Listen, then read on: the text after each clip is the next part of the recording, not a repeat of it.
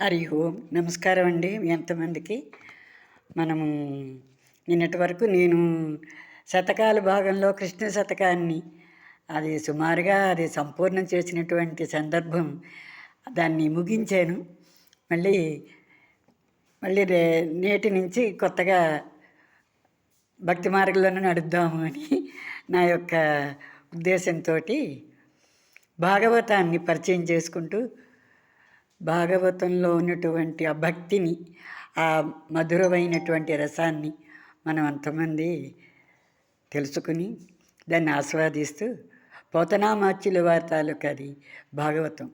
ఈయన సంస్కృత ఈయన పండితులకి అంటే అంతమంది పండితులే, కానీ ఈయనకి పండితులకి పామరులకి కూడా అర్థమయ్యే విధంగా ఈయన యొక్క రచనా శైలి ఉంటుంది అని విన్నాము.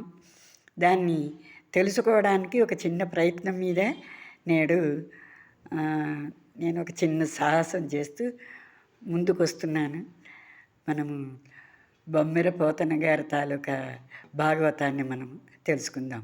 ఈయన 17వ శతాబ్దానికి చెందినటువంటి ఈయన జనగామ జిల్లా, భారతదేశంలోను తెలంగాణలో ప్రస్తుతం ఆయనది. సో అటువంటి ఆ మహానుభావుడి తాలూకా ఆ భక్తి మార్గంలో మనము కూడా ఆ మార్గంలో నడుద్దాం. భగవంతుడి సన్నిధికి చేరుకోవడానికి ఉర్రూతలూగుతున్నటువంటి మన ఈ సాంప్రదాయంలోనూ నడిచి ముక్తిని పొందడానికి అనేక ప్రయత్నాలు, ఇది ఒకటి చిన్న ప్రయత్నం అని నా యొక్క ఉద్దేశంతో మీరు నేర్చుకోండి, మీ పిల్లలకి నేర్పించండి. మీకు నచ్చితే లైక్ చేయండి, షేర్ చేయండి, సబ్స్క్రైబ్ చేయండి. సర్వే జనాః సుఖినో భవంతు. సర్వం శ్రీకృష్ణార్పణమస్తు. స్వస్తి.